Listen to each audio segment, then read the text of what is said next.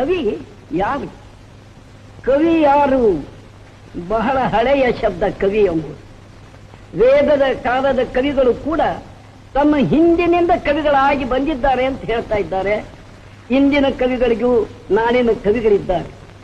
ಕವಿ ಹೇಳುತ್ತಾನೆ, ಅದನ್ನು ತಿಳಿದುಕೊಳ್ಳುವವನಿಗೆ ರಸಿಕ ಎನ್ನುತ್ತಾರೆ, ಹೃದಯ ಎನ್ನುತ್ತಾರೆ.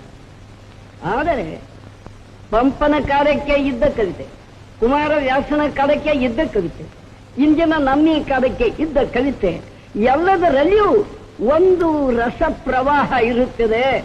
ಭಗೀರಥನ ಕಾಲಕ್ಕೆ ಇದ್ದ ಗಂಗೆ ನಮ್ಮ ಕಾಲಕ್ಕೂ ಇದ್ದಾರೆ. ಆದರೆ ಆ ಕಾಲಕ್ಕೆ ಇದ್ದ ನೀರು ಈ ಕಾಲಕ್ಕೆ ಇಲ್ಲ. ಅದು ಇದ್ದದ್ದು ನೀರೇ. ಅದರ ತಂಪು ಅಂದಿನಂತಹ ತಂಪೆ ಇರುತ್ತದೆ.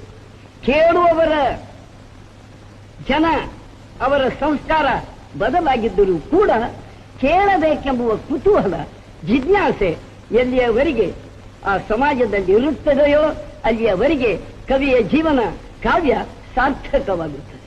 ಇಂಥ ಸಂಸ್ಕಾರ ಜನರಲ್ಲಿ ಕಡಿಮೆಯಾದಾಗ ಸಮಾಧಿಯಲ್ಲಿದ್ದ ಒಬ್ಬ ಗುರುವಿನ ಮಹಾತ್ಮ್ಯದಂತೆ ಅದು ಅಲ್ಲೇ ಸ್ತಬ್ಧವಾಗಿರುತ್ತದೆ. ಮತ್ತೆ ಹೊಸ ಕಾಲ ಬಂದಾಗ, ವಸಂತದ ಗಾಳಿ ಬೀಸಿದಾಗ ಮೋಟು ಮರ ಚಿಗುತ್ತು ಬರುವಂತೆ ಕವಿವಾಣಿ ಮತ್ತೆ ಮತ್ತೆ ಚಿಗುರಿ ಬರುತ್ತೆ.